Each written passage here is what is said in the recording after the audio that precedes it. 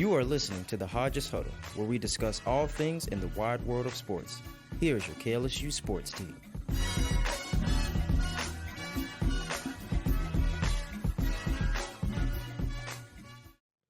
Welcome into the Hodges Huddle. I'm your host, Michael Poggi, alongside my wonderful coworkers, as always. One last time, William Gilreath and Jayden Smith, not to mention Randall and Wilson helping out with the production side of things, and Alex Sheasley doing his job on the switcher, helping produce. So, last episode of the semester, of the year, of the calendar year. Y'all, how we doing on this fine Monday evening? We got a lot to talk about today, but obviously, we just want to make sure everybody's doing okay. So how are we doing today? Man, I'm feeling uplifted. Obviously, the elephant in the room, which we're gonna get to. But yeah, I'm feeling good. Semester's coming to an end. Just getting ready for this last push as we get ready to go into this next year. So yeah, I'm feeling pretty good. Well, I'm disappointed. I didn't get the memo. I wore the wrong hoodie. But other than that, life's good. It was a great break, honestly. Yeah. Amazing. How was your Thanksgiving, Will? How was your Thanksgiving? Oh, it was great. Good Thanksgiving? Great. My mom made the pound cake, and I just ate it all. Jay, what was your favorite part of the plate at Thanksgiving? So my dad made this sweet potato pie this year, and it was gas. You know that like that running joke where it's like dads will cook like once every 6 months, and it'll be the most immaculate thing that you've ever taken. And it's true, bro. Like, it was really good. But yeah, the sweet potato pie, the mac and cheese was on. Like, it looked good. That's why you go home. Can't beat it. Yeah. Can't beat it. Well, today should be very, very fun. I think last time us three were on this board together, we were in a little bit of a sadder mood. So I think, this should be fun. We have a lot to talk about. We're going to talk about LSU's loss to Oklahoma on Saturday for a brief minute. But first, we're obviously going to talk about the insane college football news recently with all the coaching moves. But specifically, former Ole Miss head coach Lane Kiffin is now officially an LSU Tiger, being hired on Sunday as the new head coach of this football team. So and then we're going to finish it all up, if we have time, talking about LSU men's basketball and their amazing start as they're 7-0 to start this season after a great 2-0 this past weekend in the Emerald Coast Classic. So first things first, Coach Lane Kiffin was announced as the new head coach for the Fighting Tigers yesterday. Per Wilson Alexander, the advocate, he will be making $91 million a year over 7 years, with an incentive stating that if he wins a national title, his pay will go up immediately, making him the highest paid coach in the country. So before we get into more of the logistics and the rest of the potential staff, what are your thoughts on this hire, and how crazy was this weekend trying to figure out who will be the next man at the helm for this LSU team? Go ahead. Man, I love it. I think it was after the A&M. It was after the A&M game, like right after Brian Kelly had gotten fired, and I think that was one of the questions, like, who's your ideal hire? And that was my choice. And I said then, like, I thought it was a long shot. I thought a lot of things had to go right in order to pull this off, and there was a lot that could have gone wrong. So I love it. No complaints from me. The staff and the administration did everything that they needed to do to get this done, including, the proposal to pay his Ole Miss incentives should the team continue to, advance throughout the postseason. So they did everything that they needed to do. They understood how important and how crucial this hire was. And I think this hire is monumental for the way college football is going to go from here on out. Usually you have, $54 million buyouts, and that's pretty much it. That program is just, committing to riding out that storm and say, hey, we're just going to go down with the ship. And I think this is just a sign that a program like this, like, you don't have to do that. Like, we have the money, we have the donors, we have the funds. Like, and that was one thing I was saying, like, from the get-go. Like, I always said it, like, they have the money. I don't know how they're going to do it, but they're going to come up with this money if they really want Lane Kiffin that bad. And they clearly did. We got the chance to attend the press conference, and you saw the turnout. You saw the standing ovations, the applauses. So you see what this hire means for the community of Baton Rouge, for the state of Louisiana. So no complaints from me. I'm just ready to see how he takes over at the helm of this team and specifically this offense. And I'm very excited to see what the future holds for this program. I think it's a great hire. I think it is the best hire LSU could have made realistically. Yeah. 100% without a doubt. It almost doesn't feel real to me in a way because of how crazy the process was. About 2 weeks ago, I started to feel very, very I started to feel a lot more confident that they were going to get Lane. A week ago, I guess it was more like a week ago, I started to feel confident. And then I saw how Saturday played out, or Friday played out, and that's kind of when I knew it was done. Because my biggest concern was they're gonna beat old Mississippi State, and he was gonna be there like, man, this is great. We're 11-1. Like, how could I leave this place? And the minute he said I have to make the decision, that's when I knew, like, okay, if you sleep on this and you realize the opportunity that LSU is presenting you with, and he talked about it in his press conference, like, it is one of the best jobs in college football. And if you're a coach like Lane Kiffin, who's worked under Nick Saban and Pete Carroll, two of the best coaches in college football history, one of them being the best coach in college football history, you've worked under them, you've won national championships under them, you've been a coach at 2 different SEC schools, you know how to recruit in the SEC, you know how to coach in the SEC, you know how to win games in the SEC. And LSU was able to take him away from a playoff team, a team that's not going to win the national championship, and it's part of the reason they were able to take him away. But they were able to take him away from that because of just the potential that's there. Mm-hmm. And this is it's like, have you guys ever seen that show, Married at First Sight? I can't say I You have. ever heard of that I show? know what you're talking about. Yeah. It's almost like they just met at an altar, and it just seems like it's going to go so perfect. And there will be bumps in the road in a couple of years. You know that's going to happen with Lane Kiffin. But the honeymoon phase is going to go so well for LSU. Yeah, and the whole time we just have to focus on the honeymoon phase. And I completely agree. And I think that's, it's so crazy because we've never seen this, right? We've never seen this before in this college football landscape. Like a guy leading an SEC team to an 11-1 season, the best in program history. And of course now with the times of college football and being in the playoffs and bowl games and calendars times for signing day and transfers opening up in the early window, that is what allowed this kind of to happen.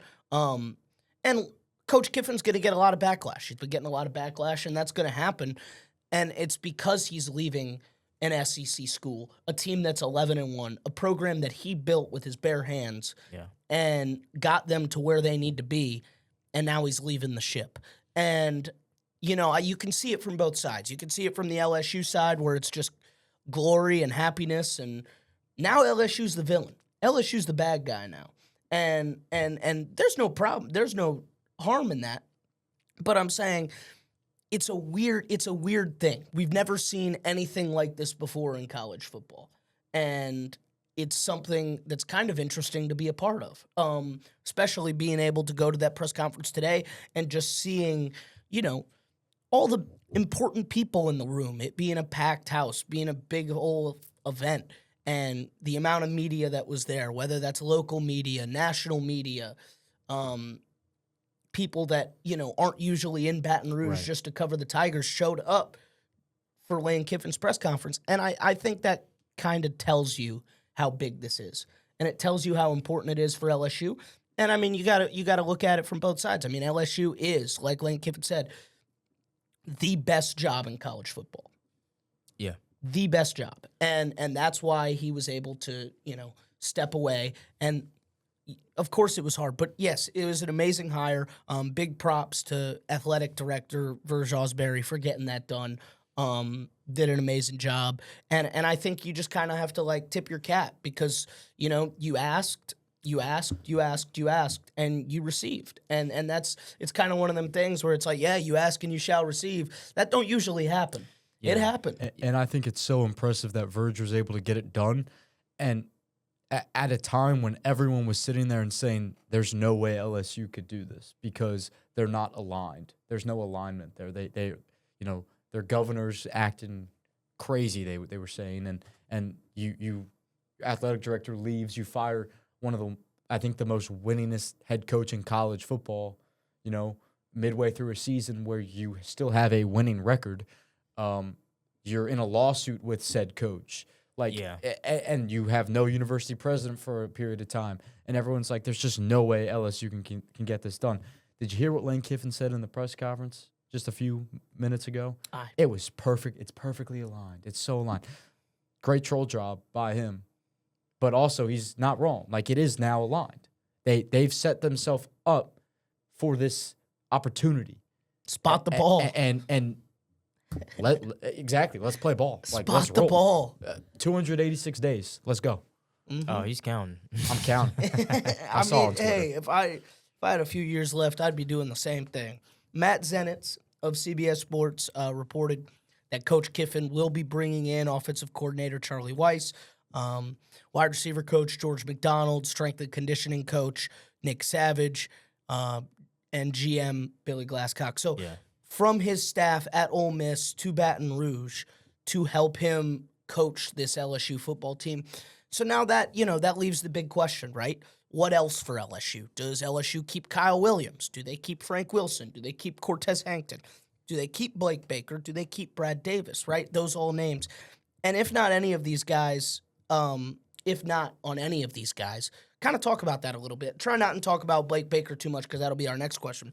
But what do you think about, these coaches on this LSU staff? Which ones are staying? Which ones are you expecting to leave? Well, I know you said don't talk about him, but we'll talk about it. It's literally the next question. It's inevitable. I mean, I'd love to keep, or for them to keep like this whole big, happy mixed family together. Half Ole Miss, half LSU, but I'm not sure how realistic that is. Possibly, I do think they should be at the very least. I think it's imperative to keep Coach Hank. I see the relationship and the bond that he has with every receiver that comes through this program. Like, it is something that's, quite honestly, it goes deeper than football. That's what I've noticed, and that's from guys that's in the league, from Jamar, Justin, BT, Malik, Aaron, like Kayshawn. Like, he has built something contingent within this program, and I feel like that's a reason that we should do everything that we can to make sure that he stays on this roster. Now, I can't say that for every coach that you just named. I don't need to see Brad Davis back. Brad Davis will not be back in the purple and gold. Brad Davis will not be back. If I was in charge, Brad Davis would not be back. But I don't think Coach Kiffin is going to do that either. The thing with Coach Hank though is it's so interesting. That's the one that's real, because I think Coach Frank Wilson is a must. You have to keep him. You have to keep him, and if that means if you bring in another running back coach, sure, he needs to be the head of your recruiting department. Right. He needs to be in charge of recruiting. And that's just my opinion. But I think Coach Frank brings in that. I think Kyle Williams did a good job. Your D-line was really good this season. In terms of just how it has been in previous years. It was very good this season. I could see them going in a different direction. I don't know what they're going to do with Coach Hank. Of course, like I said, they're planning on bringing in George McDonald, the wide receiver coach at Ole Miss. And so I don't know really what's going to happen with that. So that's kind of the big question on my end. I think they're in a spot where you look at how the offense has just performed this year, and it's very hard to justify from a on-field perspective. How do we keep pretty much everyone aside from Frank Wilson? And I agree with what you said. I think the players clearly love Cortez Hankton. He's beloved. He's a wonderful guy, and he loves LSU. He loves this state. Yeah, there's no doubt about that. I just think if you're Lane Kiffin, you're in a spot where if he has his guys that are acclimated to the offense that he runs, right. I don't think based off of the performance that we've seen this year, especially from the wide receiver room, I don't know if he's in the position where it says he's someone that he can retain. Yeah. It's also worth noting too, like Cortez Hankton is one of the highest paid, I think he's the highest paid position coach in all of college football too. And so that's another factor as well.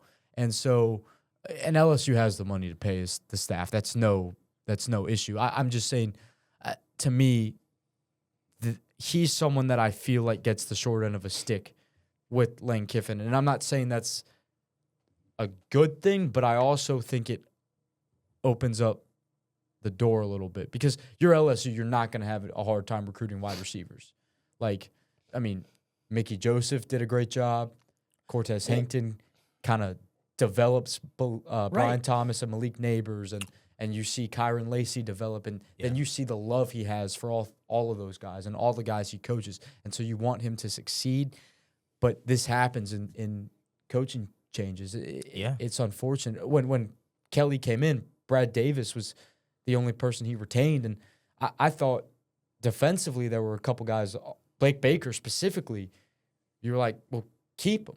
But it just plays out that way, and so it's part of the business. And it's important to note that it's like, you mentioned Hank is a big reason.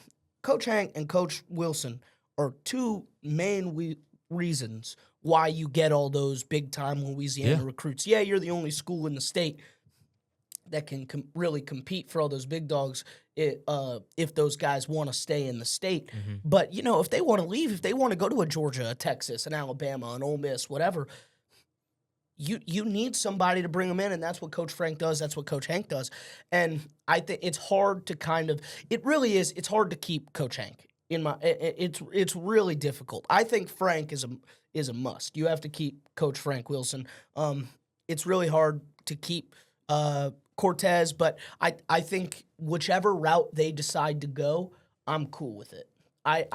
It will really hurt to see Coach Hank leave, but I think the way Coach Kiffin is going to run this football team, it's going to kind of rely on, and you see why you see how he's bringing in all these guys. Like he's already got guys on the plane. And I saw something yesterday with Cortez Hankton, he was at the facility. He was at the facilities, talking to recruits. Guy who just decommitted, who's trying to get to flip, brought him into the facility to talk to Coach Kiffin as his replacements.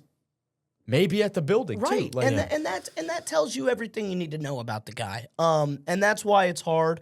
But you just don't really know what decision is going to be made. But let's add on this question. How crucial is it for LSU to keep Blake Baker?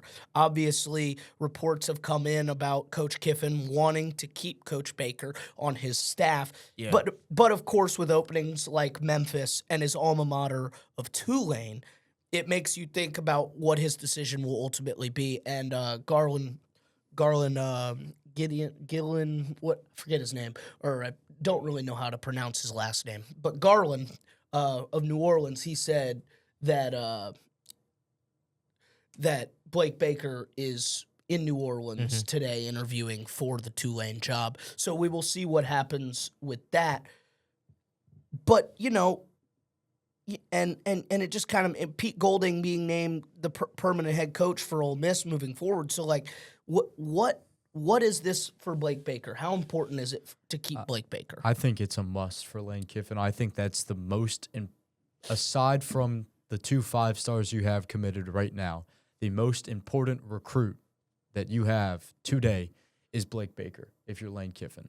And that is, ultimately, I feel like Blake Baker would choose to be LSU's defensive coordinator over the Memphis job. That's personally how I feel. I think that's how, he's a Louisiana guy. His family loves the state of Louisiana. Yep. I think that keeps him over Memphis. Over Tulane, his alma mater, no. I think he would actually be perfect for that job to replace Summerall. There were talks last year when Summerall was in talks with other schools like Duke last year about, well, what does Blake Baker do? Does Blake Baker go there if he leaves. And so, that's the one where you might get hurt, and you'd be very happy for Coach Baker because of how good he is. Yeah, he's a great football coach, brilliant football mind. I think the players love him. And so, if you're Lane Kiffin, I think it's very important that you keep him. But if he takes the Tulane job, I think that's a situation where you're just like, all right, like, fair enough. Yeah. I think you can give him a raise, give him a bonus, and it's hard. He's already the highest paid. I know, but like they could give him a little bit of more money, and the motion side of it, I think, could keep him away from a Memphis job. And I'm not sure who Memphis. I don't know. Man, I'm not plugged into Memphis football like that, but like, well, Memphis just has a lot of money with. They have the with FedEx money. You're right, but yeah. I just think if they can, if he can keep Blake, if he can keep Blake Baker on this staff for 2 more years, that's probably the most you can do. You're really only going to get 2 years. But if max. you can keep him for just that time, with the Lane Kiffin offense, just that is I'm so happy. I'm almost speechless. I mean, talk about a football team right there. Man, I think anytime you have a coordinator position coach who's, the caliber of a head coach, as we can see as he's interviewing other places, I think it's always crucial to keep guys like that. Those become, coaching trees and things like that. I think exactly what Will said, like that, it is crucial, imperative, critical, important, like Right. significant. However, like whatever word you want to use to describe retaining Blake Baker, it's that. You see what he's done with this defense, especially this year, but even his time here. Like, I remember how excited we were when we got him back into the purple and gold. How just this sense of relief we felt. And I don't want to lose that, because then at some point you start to feel like, well, golly, now who's next? Yeah, exactly. So I think it's super important that you do everything you can to keep Blake Baker in the purple and go for it as long as you can. Like, yeah, it's probably won't last that long. It'll be over before you know it. But absolutely, you have to keep Blake Baker, and you have to keep, his imprint and his DNA that he's had on that defense in this program and in this building for as long as you can. Well, and then it's like you take that away, right? You take that away. You take his imprint. You take his powerful message that he brings to the team, the Bayou Bandits. You take everything that he's brought into this program. You take that away. What happens to those players that got years left? Right.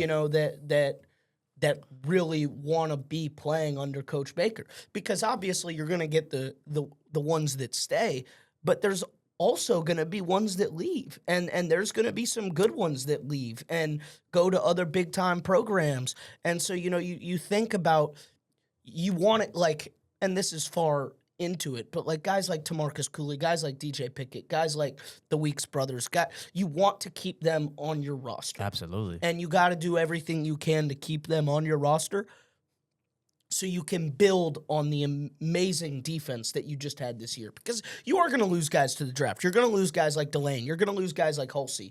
You're going to lose guys like Gooden, Tank. You're going to lose all those guys. Yeah. Perk. Yeah, You're yeah. losing all those guys. But you have a guy who can replace that and just refill with the guys that he has now and the guys that he wants to bring in. And Blake Baker's a mastermind, and he knows what he's doing with all that. And so I think it's very important. I think it's very crucial. And it's not just Blake Baker they need to keep; it's Corey Raymond too. Well, they're gonna keep. I can't Corey believe Raymond. we didn't That say was his name. that was one of the Yeah.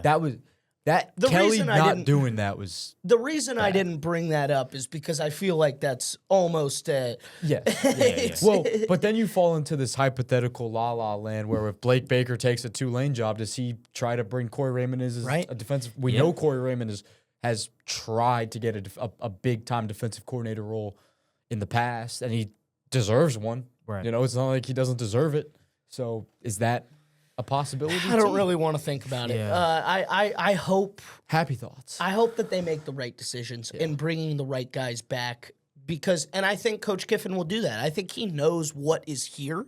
I think he knows what guys are here in terms of roster. He knows what guys are here in terms of staff. Absolutely. And he like if he had a decision, he's been knowing this for a while. He's coached against this defense. He's Right, coached against Blake Baker. So if exactly. anybody understands, It's like him. how, It's it's him. And this is a defense that went into Oxford and gave them a lot of trouble.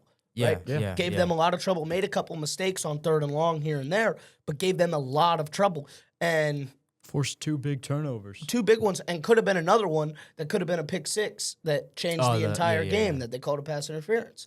So, it's stuff like that you kind of like got to think about, okay, this man knows what he's doing. So let's and you know what, finally, one last question before we move on talking about the game. Mm-hmm. What did you think of the job that Coach Frank Wilson did in the 4 games that he had as the interim head coach for this It was football 4 team? games? 4 games. 4 Bama, games. Arkansas, Western Kentucky. Okay, yeah.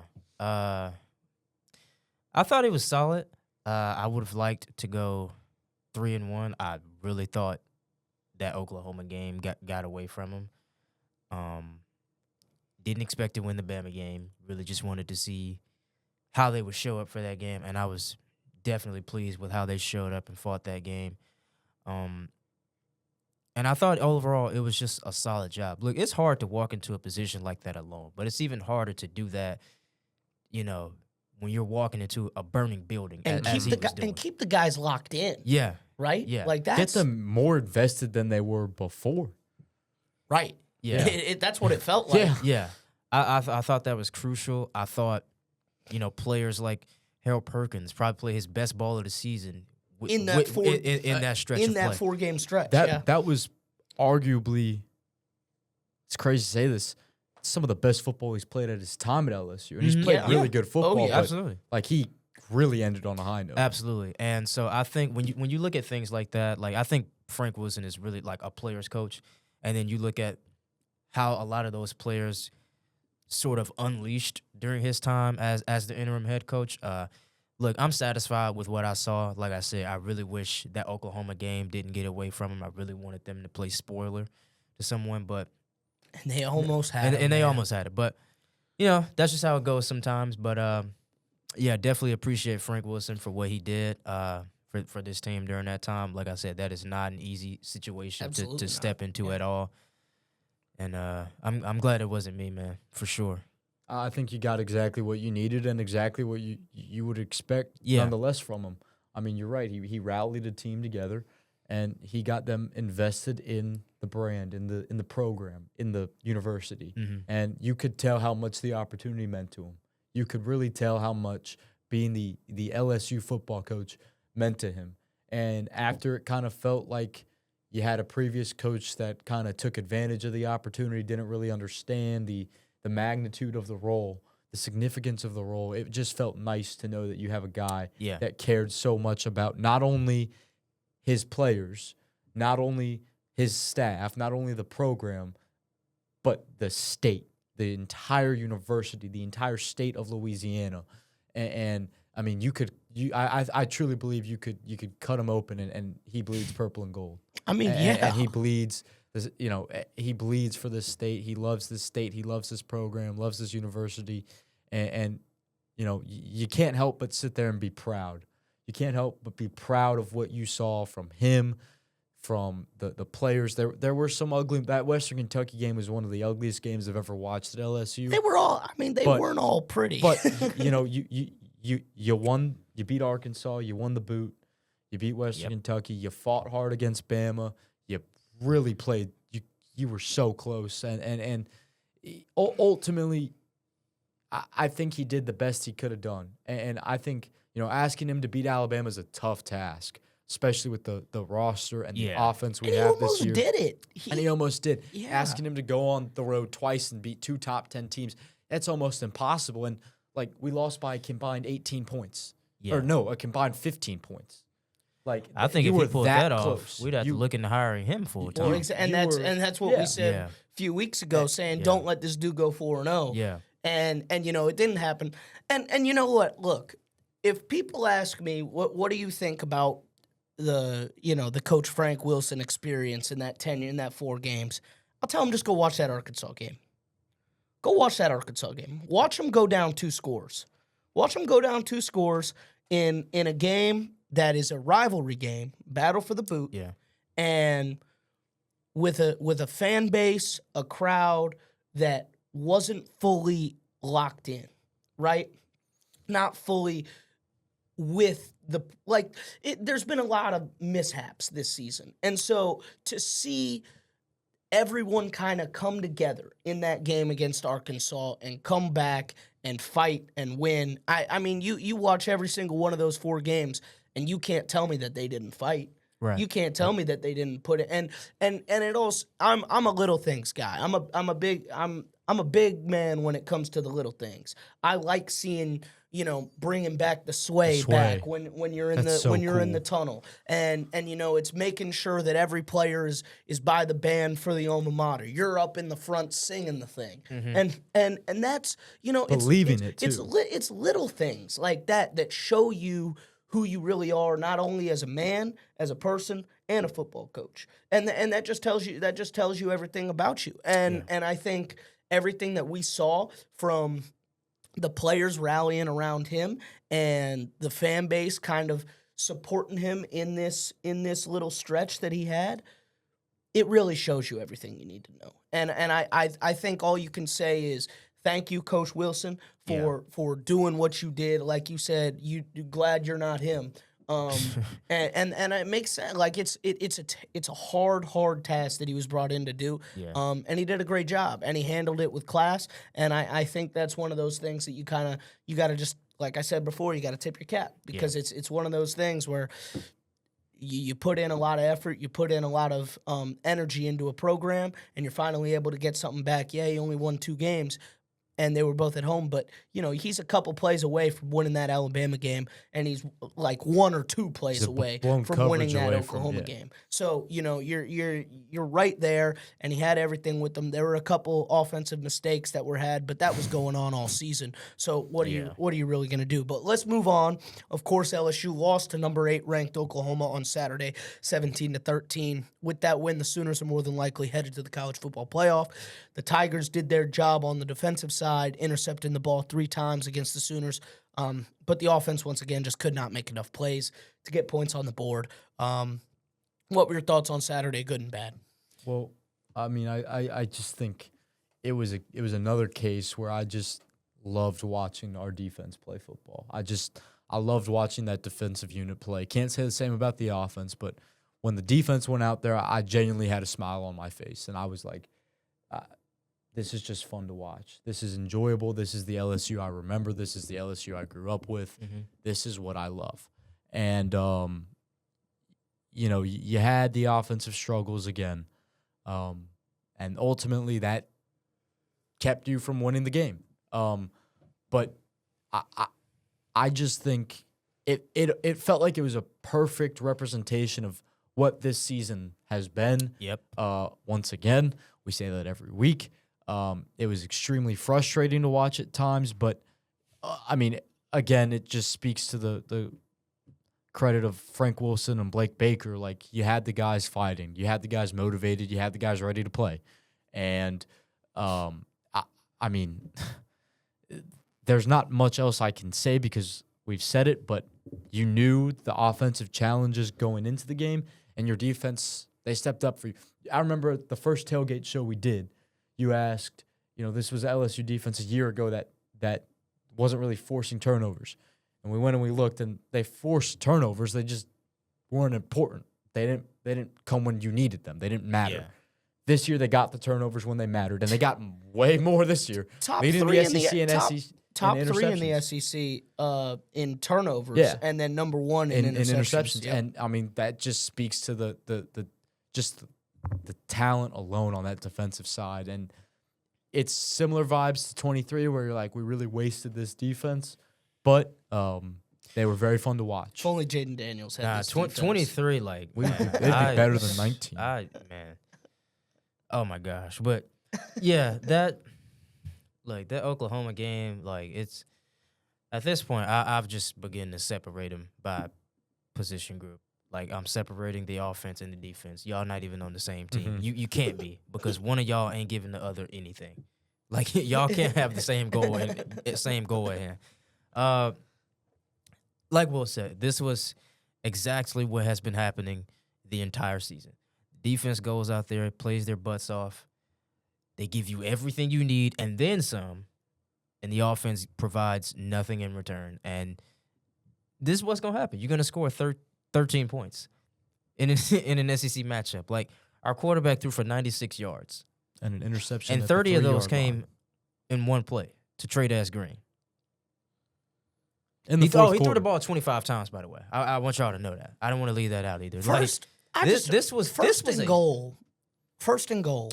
Oh, my gosh. And you roll out. Gosh. Oh, my gosh. And you roll out, right? And you have the end zone just looking you in the eye. Look, I'm not one of those guys that says, "Oh, I could have done that. I could have done." I could lean into that end zone. You know what I mean? I could jump my big behind and maybe get across that line. That's what I'm thinking. But it was a tough play. Even if you didn't do that, at the very least, don't you stared him down. You stared him down, and look, I don't know why Michael Van Buren decided to do that, but it was so frustrating because, for one, here's what made me mad about it. I was mad at Perk for not scoring that as a pick six anyway, because I knew. I knew it. They're not scoring here. I immediately knew it. Why? And my grandfather and I were actually talking about the same thing. Why is it always, whenever we make a big play, whether that's a 50-yard run or a pick six that could have been or whatever, they always get tackled at like the 5 or 10-yard line. I'm still mad. And then they just get 3 or 0. I'm still mad at Caden Durham for not scoring that Vanderbilt game. But he's a track star. But look, that play is what really like made me mad. I actually took a nap in the middle of this game. Like, I'm dead serious. I'm not even joking. Like, this was just the ultimate. This was a stinker. Snooze like fest, they put up a real. The offense put up a real stinker, man, and it was quite honestly just pathetic to watch. I watched this game in like spurts. I started off, and after that Michael Van Buren interception, I said, okay, I'm going to sleep. I'm not about to sit up here and watch this. I woke up near the end of the third quarter, and I think it was like 10-3, and I was like, okay, cool. And I was hanging out with my family, like a bunch of my family, so we go out, and we went bowling, and, they got the big, like, screen, and they had the game there, and I caught, like, our last drive, and first of all, that third down when Michael Van Buren decided to run and was short, I said it, and I was like, yeah, we're not picking up this fourth down. And I see the fourth down attempt, and the ball gets batted down. Like, it just – I can't put into words how I felt in that moment. Like, it was just the most deflating feeling I could feel at the moment. Like, and, you just expect it because that's what you've been seeing all season is you just see how close you get, and then you fall up a yard short, whether that's your own doing or someone else making that happen. So. Man, watching this team – At times, like, it made me feel like I was crazy. Like, I know what I'm going to get, but I continue to watch it week in and week out, like, expecting something to be different. I'm just expecting them to just, I don't know, turn into 2019 or something. Like, I don't know. Like, is it just me? No, I think that's every LSU fan. Okay. And I think that's what makes watching LSU, covering LSU, following LSU so interesting is because there's always hope, and and until that clock hits 0 and there is no hope left, the people of LSU are always going to have an expectation, have a hope, and that's what makes LSU LSU. It was a good game. I mean, it wasn't a good game, but it was a good fight from the defense, and that's what all you can say over these past 4 weeks. It was just good fight from and the offense fought. They fought, man. They just could not make enough plays, and you know what? That offensive line going up against as good of a D line that they went up against performed really well. Yep. And that's the first time I've said that all season. Well, and they had Tyree Adams back. They did. And that helps. And that helps. Yeah. But with that being said, they played phenomenal. And the run game had its moments, but just being able to throw the ball and move the ball forward, not side to side, has always been a struggle this season, and they just haven't really been able to figure out. So I don't know why we thought something would change, but like you said, we're still going to watch them anyways. Well, and I will say about the offensive line too. That was the first game I've watched where I was like, man, DJ Chester's not playing too bad today. You know? I don't know if I said all that, but He's playing. He played. They played. That was sad. It's kind of sad. That's probably their best game of the season. That's no, all for yeah. nothing. I mean, yeah, I think we so scored too. 13 points. Yeah, I think so too. They did a good job, and that's why I said good and bad is because you gotta. Obviously, there were a lot of negatives, but there were a lot of positives in there too. And obviously, the defense done their thing like they did all year. But you know what, man, we need to move on. Let's move on to some LSU basketball. As LSU basketball obviously won 2 games this past weekend. One against Drake, and then beating DePaul by 33 in the championship game of the tournament, pushing them to 7-0 on the year. What are your thoughts on this team after this weekend as they are starting to get some, real national recognition? I forgot. I think they were playing Omaha. I covered that game like right before the break, and I think I texted the group chat. I was like, "Yo, this team is solid. Like I like watching this team. Like in the 3 years prior to this one, like every time I watched the men's basketball, like it never felt exciting. It never felt exhilarating. Like I never really was like, I want to say happy because that's a bit dramatic. But I never looked at the team as like, ooh, like that was nice. Like I did that a couple of times when I watched them play against Omaha, like from the dunks, from the way that they actually run an offense and move without the ball. Like, they're a team. There are so many normal things and basic things that they do well, and it really is just, it's a breath of fresh air. Like as somebody who played basketball growing up, watching teams play and not move without the ball, it is the most frustrating thing to man. Because I promise you, I don't care how good you can shoot. If you do not move without the ball, you will not score. Mm-hmm. That is not how basketball works. You have to move without the ball. Everybody has to move. It has to, like, that's what they call it, the motion offense. Yeah. Like, and so to see them finally doing these things, to see them knocking down shots from behind the perimeter, they can actually shoot the 3-ball consistently now. We have a playmaker in DJ Thomas, somebody who can consistently run the offense, facilitate the offense, direct traffic, run the fast break. We have a true point guard. Yeah, we have a true point guard. Those are all the makings of a good team. I'm not asking really anything out of them because, I'm happy to see this. But this is a good team, and I feel pretty comfortable saying that. And, I'm excited to see, what else they do from here on out, especially once they get into SEC play. Yeah, and it feels different to years past, too, because like you said, they're actually playing good. They're winning the games they're supposed to win, but they're playing good basketball. And they're winning them much more convincingly. I mean, like, Drake was a tournament team last year, and I get it. They lost their coach, and their roster was gutted, but they're still a potential tournament team right there. Mm-hmm. You beat them. You were up 17 at half. And that team handled Georgia Tech, by the way. Yes. Handled them. Killed them. And you're up 17 at the half, and at times you kind of let them claw back in the game. They couldn't, McMahon said it, we couldn't put them away. But they showed that last year there were times where they were up at the half, and teams were getting back and they folded. But they showed that they can bounce back and kind of push or run aside and go on a run for their own sake. And then DePaul, they just absolutely destroyed them. They put up 96, beat them by 33. Yeah. They have the 7th highest points per game in the country right now. They're shooting second. They have the 2nd highest field goal percentage in the country. Why? Because they're taking quality shots. Like you said, they're moving the ball well. I think DJ Thomas is one of the best point guards in the country. I think he'll lead the SEC in assists. Rosenstein said the same thing. Look, this is a team that, they're ranked 19th in the first net ranking. You have that's incredible. That is incredible. And I'm about to say it in a couple questions, but 23rd in KenPom. Yeah. 23rd. This is crazy. Not only are you good, you're playing elite basketball. Yes. You are. And look, This is a very exciting team, and this is a very exciting part of their schedule. Because these next 3 games, you got Boston College, Texas Tech, and SMU. And if you can go 2-1 in those 3 games, you can go 2-1. You got a lot of eyes on you. You beat Boston College, you beat SMU, maybe you lose a close game to a ranked Texas Tech team.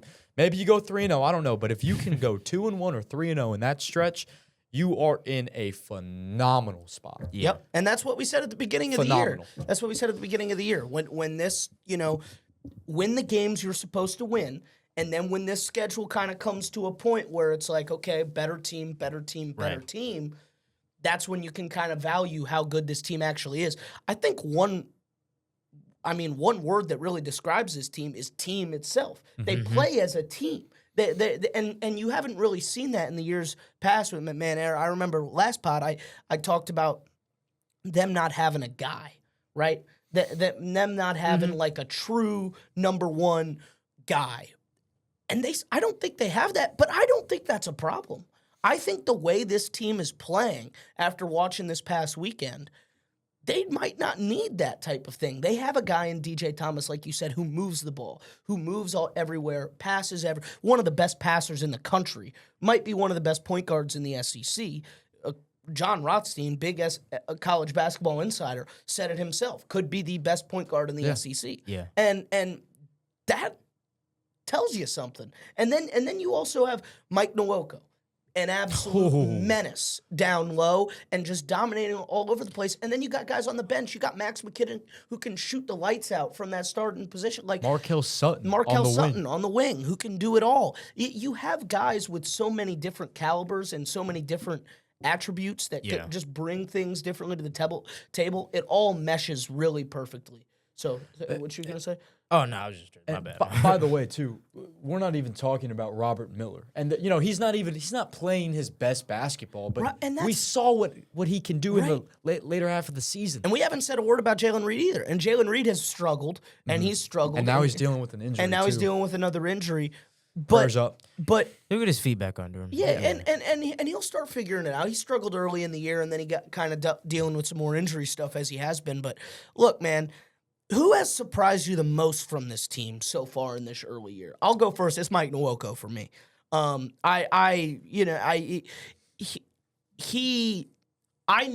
didn't really know what exactly we were getting out of him coming from Mississippi State. Watched him a little bit, but watching him in person, watching him on TV in the LSU uniform, he's a monster. He is a monster, and he's going to outmuscle you. He might not even be the tallest man on the floor, but he will outbig you, and that's just how he will be bigger than you, and that's how he plays, and you can see it how he plays, and he plays big.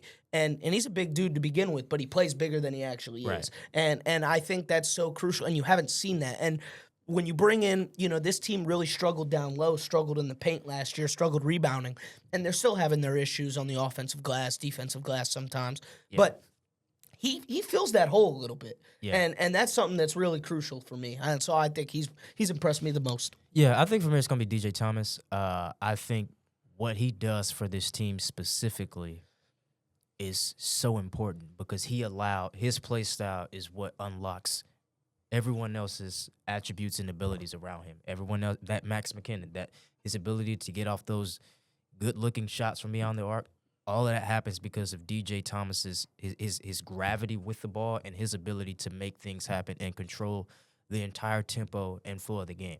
That game I covered, that Omaha game, he finished with 15 and 10. You know how many points he had at the half? 15.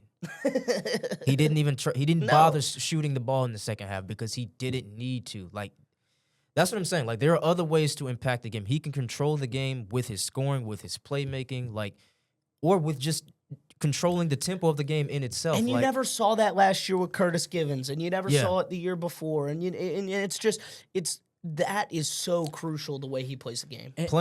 Oh, my bad. Go ahead. I was just gonna say what they're able to do, like bringing him in unlocks a whole new offensive style, the pick and roll, and that's why he pairs so well with Mike Nwoko. Yeah, they partner each other so well, and they're two completely different types of players. Yeah. Sorry. Yeah, the last point I was just gonna say, like when you're playing with a true traditional point guard who can conduct the offense, who understands tempo, who understands sets, who understands when to play certain ways, when to slow the game down, when to speed the game up, that is going to make everyone else's life easier. That's going to make Michael Nwoko's life easier because he gets those easy lobs. That's going to make Max McKinnon's life easier because he can just chill behind the three-point line. And that's going to make his life easier because now they're going and now he gets to go one-on-one and have his fun. And you know what might be the most impressive thing about him? He averages 1 turnover a game. He protects the basketball. On a team where you lost you were terrible on turnovers last year. You might have been the worst in the SEC last year. And now you get this. Who's impressed me the most or who surprised me the most? Well, who's impressed me the most? DJ and Mike. Who's surprised me the most? Max McKinnon. Unbelievable. And I'm going to say, I did not watch a lick of Max McKinnon last year at Portland. Sorry. And who would, right? It's Portland. Right. But when we brought him in, I was like, all right, cool. They got a nice little wing 3-point shooter, maybe a 6-man. His ability to attack and get downhill and attack the rim with a guy that's, he's not the fastest guy on the court. He's not the strongest guy on the court, but he's not scared. And he's not the most athletic either, but he gets the job done. And he's a type of player where it's like you don't think he has that in him. You just think he's a shooter, but I think he just understands leverage really well. And he's smart. He's a high IQ. It's a high IQ team.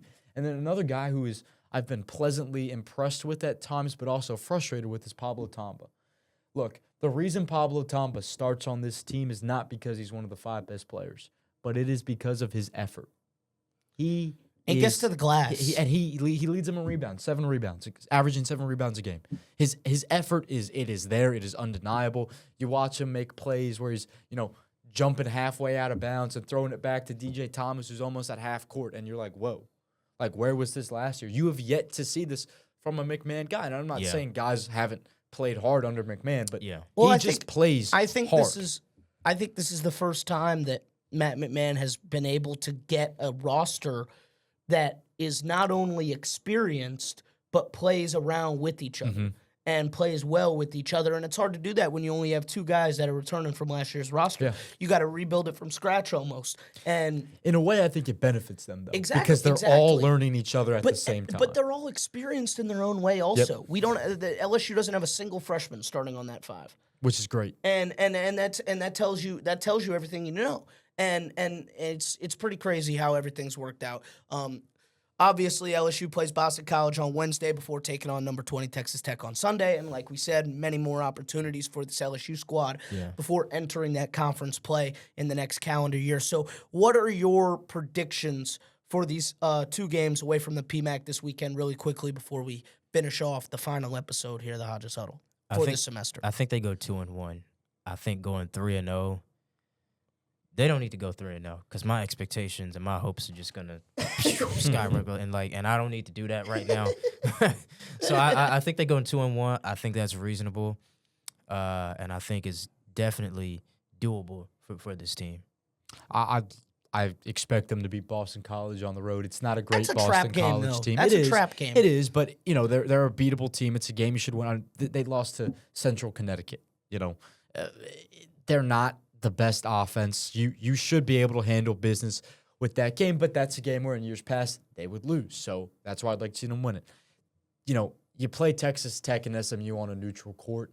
Would like to see them win one of those 2 games. SMU's probably a little bit more likely, but you can beat Texas Tech. You could beat Tech. They're not unbeatable. They've been beaten already. They were a top 10 team to start the year. They lost to Illinois. 20. They lost to Illinois and Purdue. And pretty sure they got smacked by Purdue. They lost by 30. Yes. Smacked. So I mean, that is a tough game. I don't expect them to win that game, but I think it's important that if they don't end up winning the game, that they keep it within 10. If you can say, hey, we lost to Texas Tech on a neutral court, but we lost by 4, right? And then you beat SMU and you finish out the non-conference schedule the way you expect, and you go into the SEC play with that 1 loss. And then you look at who you get to play in the SEC schedule, and you're like, all right, well, how many games do we need to win to get us in the tournament? And it's probably more than some other schools just because you started the season unranked and, frankly, with 0 expectations. Yeah. But then if your only loss is to Texas Tech by say 4, and then you go out and you win 8 SEC games, I think that gets them in the tournament. Yeah. I really do. Well, and I agree. I think 2-1 is the most realistic option. Don't go 1-2. Don't go 1-2. That's what kind of hurts you, and that's what kind of gets our thoughts a little bit back to reality a little bit more. But I think that if this team goes 3-0, you better keep a lookout because they seem hungry, they seem talented, and they know what they have. That's the thing that's kind of been the most interesting, and just seeing it from like an inside view. They know what they got. Coach McMahon knows what they got. The staff knows what they got. Players know what they got, and they're going to play with what they got. They're not going to play with – and I feel like in years past they've been kind of playing like they had players that they just didn't have, if that makes sense. They were playing a certain way that they didn't have the tools to play that way. And now they're playing a certain way with all the tools that they have. Yeah. And they got shooters. They got guys that can spread the floor. They got guys that can take down the rim. And that's the most important thing. I think this is a team that can very well go 3-1 or 3-0. I think 2-1 is probably the most likely. I'm expecting honestly a dominant win at Boston College. And then we'll see how Sunday goes against Texas Tech. So that's going to do it for us here today in the John Frisha podcast studio for our last episode of the Hodges Huddle of the semester. Shout out Lane Kiffin. Yeah, shout out Coach Kiffin. Shout out all y'all, man. Big thanks to Will and Jay for joining me today, as well as Randall and Alex doing their thing behind the scenes. As always, thank you guys for tuning in all semester. Really appreciate it, as always. We'll see you guys next semester. I'm Michael Poggi, and this has been the Hodges Huddle.